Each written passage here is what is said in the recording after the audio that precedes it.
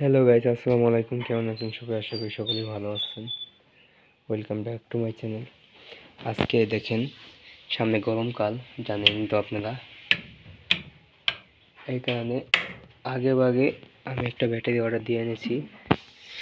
এই যে ব্যাটারিটা দেখতে পাচ্ছেন, কালকে পার্সেলটা আমার কাছে আইছে। এখনো এই যে কাগজপাতি খোলা হয় না, এই ভিতরেই আছে। এই যে ডেট লেখা আছে দেখতে পাচ্ছেন, 2025-এর ডেট লেখা আছে। তো আগে ভাগে গরমকাল সামনে আসতেছে, এই কারণে আগে ভাগেই একটা ব্যাটারি অর্ডার দিয়ে নিয়েছি। আর ব্যাটারি অর্ডার দিলে তো হইব না, যেহেতু আমি সিলিং ফ্যান চালাবো, বাতি জ্বালাবো।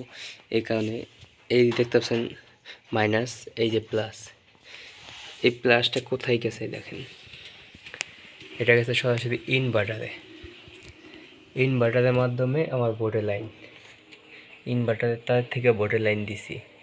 এদিকে একটা 2A সুইচ লাগাইছি, 2A সুইচের মাধ্যমে একটা কারেন্ট বিদ্যুৎ থেকে চলতেছে, আর একটা ইনভার্টারের মাধ্যমে। এখন যদি আমি এটা অফ করে দিই, 2A সুইচটা আমি যদি অফ করে দিই, তাইলে আমার এখানে কোনো কারেন্ট নাই। তার ক্ষেত্রে কী করবো আমি এখন দেখেন, এই যে প্লাসটা দেখতে পাচ্ছেন, এই প্লাসটা এখানে লাগাইলাম। এই যে মাইনাসটা দেখতে পাচ্ছেন, এই মাইনাসটা মাইনাসে লাগাইলাম। দেখেন এখন কিন্তু আমার বোর্ডের লাইনে অবস্থা, বোর্ডের লাইন আছে কিন্তু এখানে দিই নাই 2A সুইচটা। এখন আমি ইনভার্টারটা দিব, দেখেন ইনভার্টারের মাধ্যমে ইনভার্টার শব্দ পাইতেছেন। এখন আমার ফ্যানও চলবো,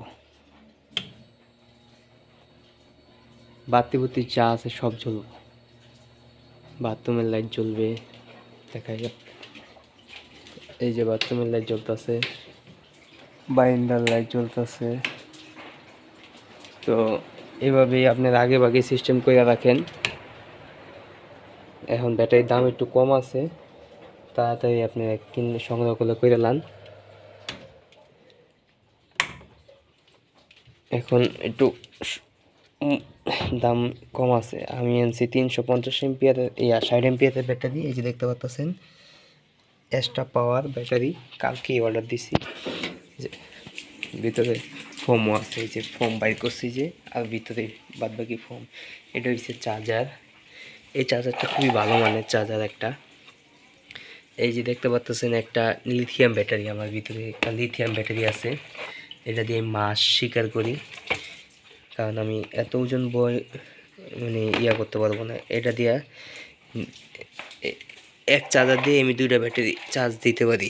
এই একটা লাইন, এই আর একটা লাইন, এই 2টা লাইন করা হয়েছে, কারণ এটা দিয়ে এটা চার্জ দিতে হয়। আবার ইনভার্টারের ক্ষেত্রে এটাই করছি আমি। দেখেন ইনভার্টারের ক্ষেত্রে এই লাইনটা রাখছি একটা ব্যাকআপ দেওয়ার লাগিয়া, যদি আমার এই ব্যাটারিটা চার্জ না থাকে, ওই ব্যাটারির ক্ষেত্রে আমি এটা দিয়ে ইনভার্টার চালাতে পারবো।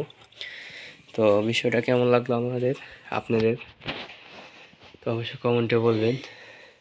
তো আজকের জন্য এই পর্যন্তই। সবাই ভালো থাকবেন, সুস্থ থাকবেন। আল্লাহ হাফেজ।